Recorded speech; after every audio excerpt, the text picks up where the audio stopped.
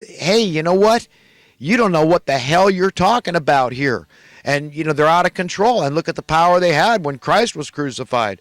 So they got their way. They were a noisy, rabbling crowd of mobsters, and they got their way. They got to hang up Jesus. And why did they hate him? They were establishmentarians. They had the authority and the power. They didn't want to rock the boat. And this guy was telling them, look, you need to rock the boat. All you religionists, you profess religion, then you accuse me of being religious. I'm not being pigeonholed like that, Christ said. He said, what is religion? You understand? Because I talk about Christ and the Bible, I'm not religious. I'm irreligious. I don't need religion. I could have been born without religion. You have an instinct, a godly instinct that God put in you to be a good, decent, upright human being. We don't need religion, but when the truth is handed to you in such succinct, clear terms, accept it. But I'm telling you, man, I mean, these people they're mobsters, man, and they're evil, and the reason that they hate Trump is because he's anti-establishment. He's trying to change the status quo. He's trying to set the captives free. He's trying to help people to be free and secure through prosperity. That's what we need. But he's got to go for the jugular, just like I said. Look, we were plucked. If you want to pluck us out of the pot of water, okay, because we're cooked, then and have a reset of our reality, then you got to understand what you got to do, Trump. You got to go for the jugular. And that means the Federal Reserve. We have to demand sound economic policies, or else the problems are just going to keep persisting in your local communities. All the homeless, the destitute people, they come out to places like California so that they could survive. If you got to live outside, you need a moderate climate. Okay, I mean, duh. If you imagine if you were destitute, how would you be? How many people really put themselves in the shoes of those people and understand that this whole thing has been like playing a rigged game, and they're out? It's like the rent got too high. I couldn't pay it anymore. What am I supposed to do? Okay, I'm too proud to beg, so I'm not even going to try to get welfare, and there wouldn't be all this homelessness if there was still welfare left. So it's all spent, this $50 billion a year that they might not even know of. It's outrageous that we're accepting and tolerating this crap. Totally un-American, totally ungodly, totally immoral, totally wrong, totally unethical, totally untenable, totally insufferable. Come on, man. Let's change it, man, now. Damn it, the time is up. We're going to be judged as individuals standing before God. Do you understand? That has the power to throw our souls into heaven or hell. He knows how to separate the wicked from the righteous. We can't do it. We don't have that kind of wherewithal, that kind of wisdom that he has. We don't own other people, so we can't condemn anyone to hell. I don't want to. I don't want that responsibility. My job is to try to convince them not to go to hell, to jump ship, man.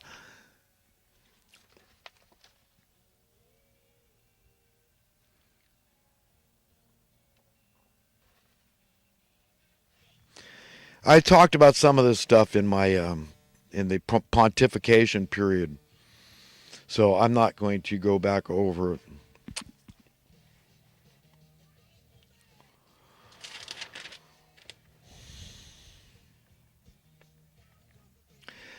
Locally here, about 60 miles, 70 miles south here in Sacramento, there's a Gym Health Club that's using people pedaling these stationary bikes.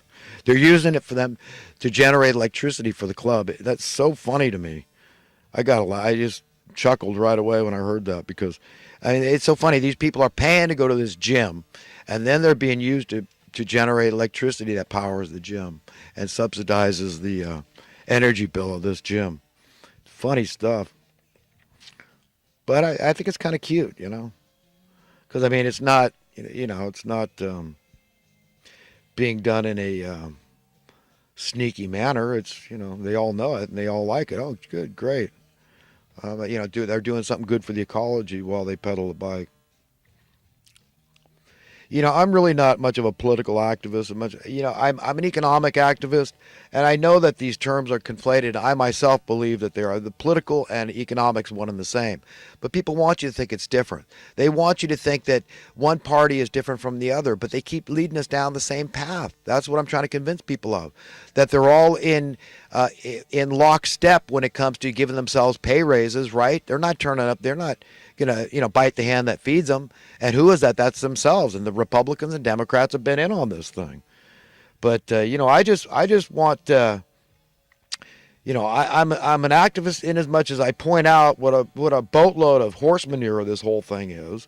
The entire political industry, because that's what it is. It's an industry. Being a politician, the political industry. And it's a big, giant, fat scam, and it's not working to benefit the masses. Believe me, these people don't give a crap about impoverishing people, not on either side. They say they do, but look at the trajectory. We keep going the same direction. So we got to hold these people's feet to the fire until they're scalded, man, till they can't take it anymore, till they're saying, Uncle, okay, we're going to get the damn cat skin finally, once and for all, and we're never going to let it get unskinned again.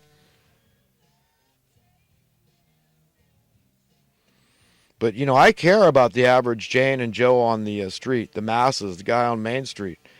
And these idiots don't. So that's the kind of activist I am. This is why I do this series of videos. I'm compelled. I can't not do anything, so I'm doing what I can do to convince people that, hey, I know what the hell I'm talking about. Wake up. The time is late, man. The last few sands are just about going through that hourglass. And, Judgment Day is nigh.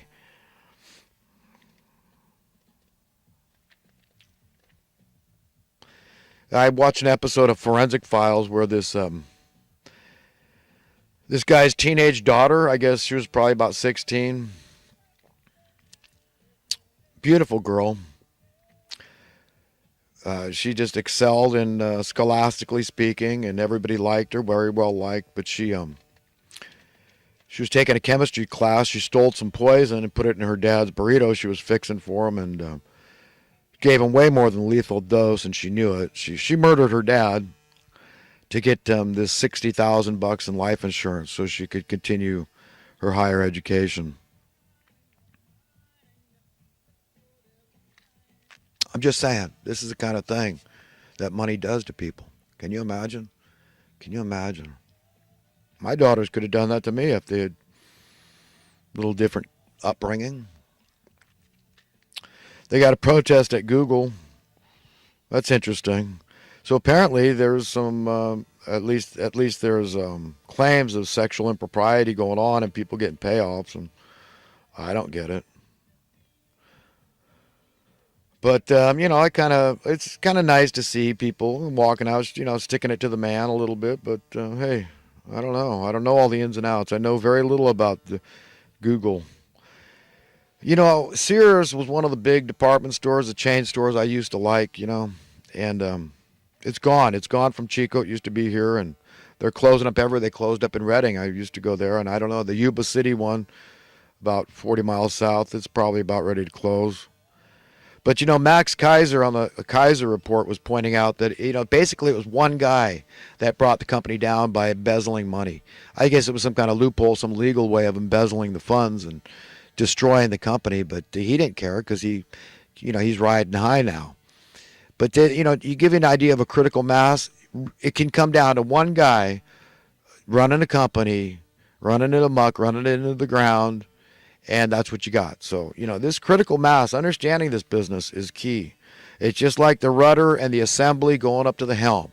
As long as they control that little facet of this gigantic ship, then they can steer it any way they want. Look into the Overton window. Read up on this is what they're doing.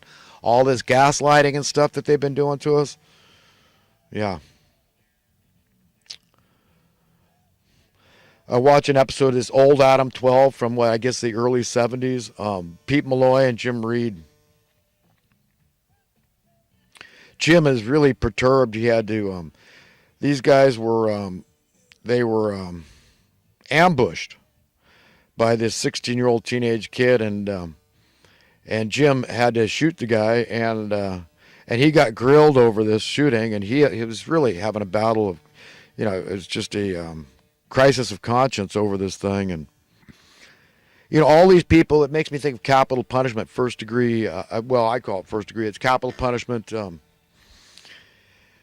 Is premeditated. It's malice aforethought on the part of the public. They vote and they say, yes, we want capital punishment, the death penalty, and so but they're not willing. If they had to throw their name in the hat, anybody that's pro capital punishment, to be the executioner, are they willing to do it? Everybody needs to ask themselves these very serious, sobering questions. Because even Adam Smith in his book, The Wealth of Nations, pointed this out, that this is the worst job, okay? And how many people are out there willing to do the dirty work? They'll say, oh, I believe in this war, that war. Are they willing to go out there and put their neck on the line? So that's all I'm saying is that, it's a big deal. Killing somebody is not to be taken lightly, okay? If you're forced to have to kill somebody, forget the legal implications. It's